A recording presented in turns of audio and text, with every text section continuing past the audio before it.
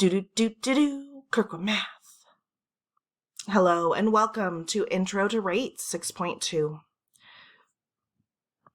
In this video, we're going to learn how to identify a rate in a problem, define a rate, and find a unit rate using division.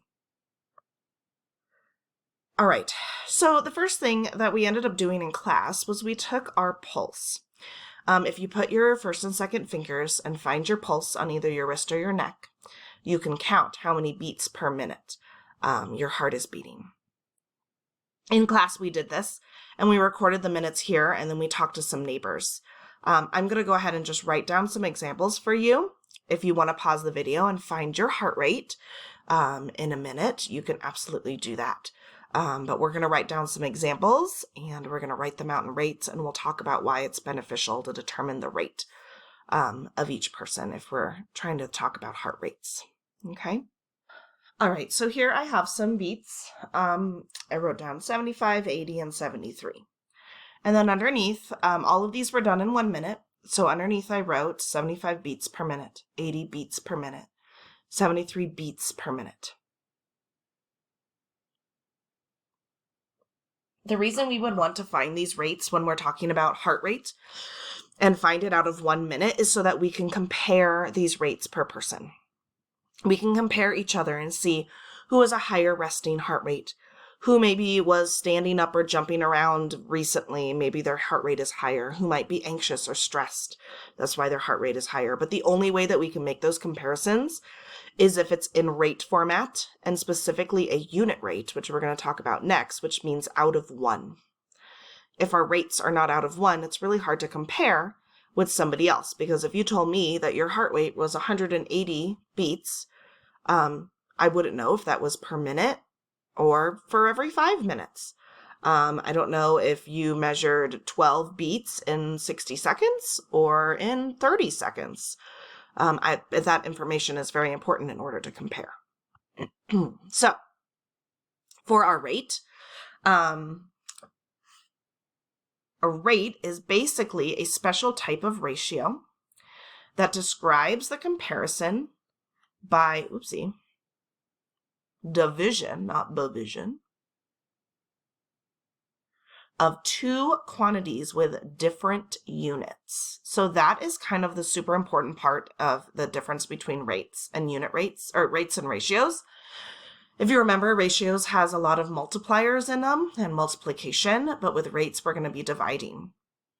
The other thing is with rates, I would be comparing two of the same units, like number of dogs to number of cats, or number of miles to number of miles, right? Number of miles driven there compared to number of miles driven back. But with rates, we have different units. Miles per hour, meters per second. I'm measuring a distance and a time. Think of some other rates you might know. Price per pound of something.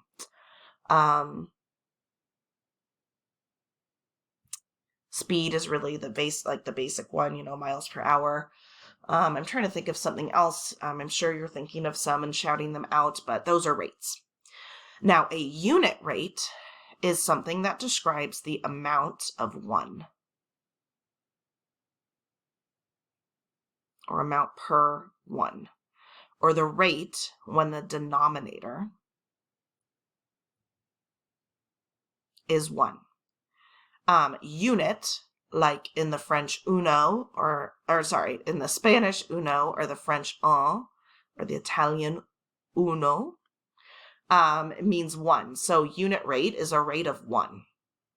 So how much per ounce for 1 ounce? How much for 1 gallon?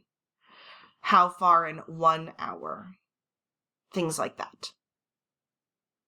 So if I had a rate like 120 miles in 2 hours, I could find my unit rate by figuring out how much in 1 hour.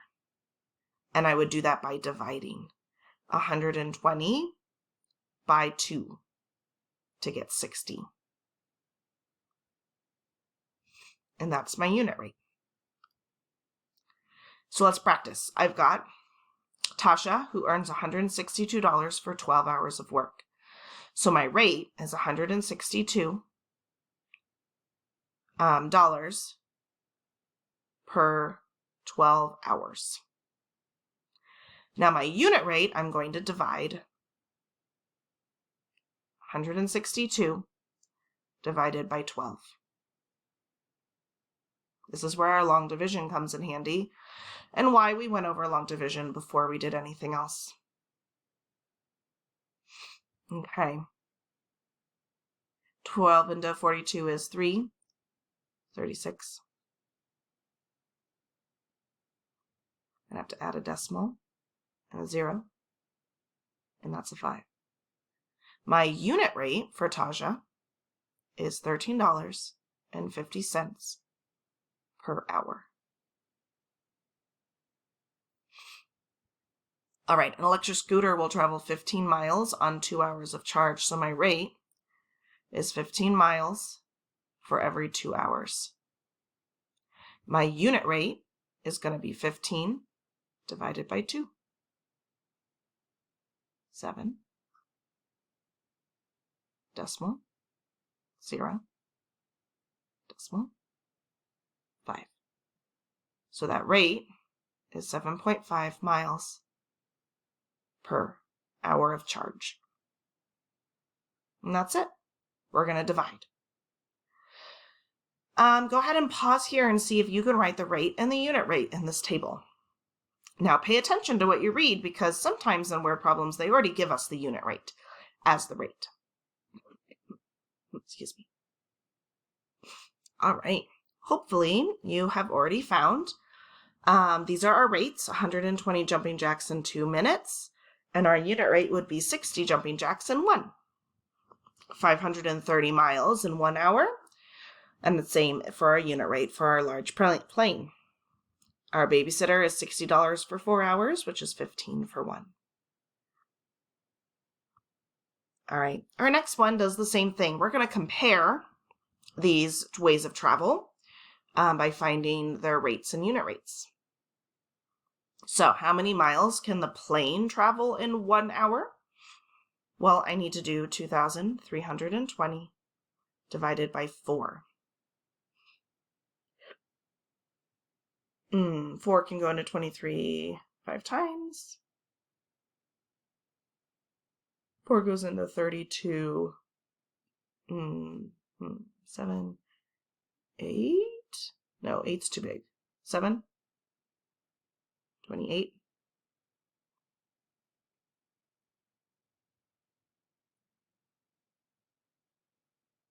Oh, that's too big. What did I do?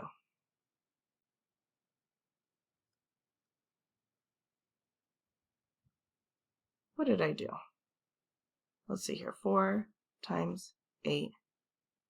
Oh, it's 32. That's what I needed. So it was 8. Did my math wrong. All right.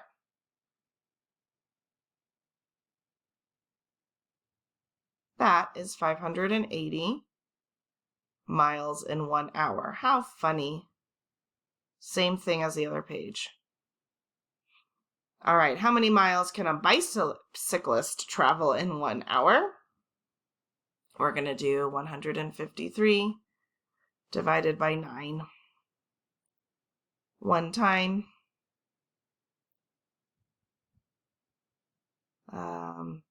6. 6, 3 is 7. So that's 17 miles per 1 hour. And then it says in 1 hour period, how much further can the boat travel than the bike? Well, the boat is going to be 408 divided by 6. 6 goes into 40 6 times. That's a 4. 6 goes into 48 7 times.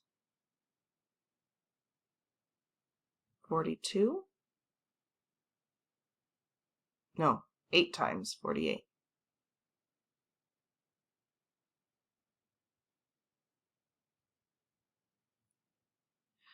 All right, so that's 68. So if the boat can do 68 miles in an hour, and the bike can do 17 miles in an hour, then if I subtract them, I should get 51 miles. The boat can travel 51 miles farther than a bike in 1 hour, which makes sense. It is a boat. All right, and our last two practice problems are here. It says Brody and Cameron earn extra money by mowing lawns. Brody earns $90 in 6 hours, and Cameron earns $52 in 4 hours. Who earns more money per hour? So we're going to compare. So I need to do 90 divided by 6, 52 divided by 4. Okay, go ahead and pause and do this division and come back and check with me.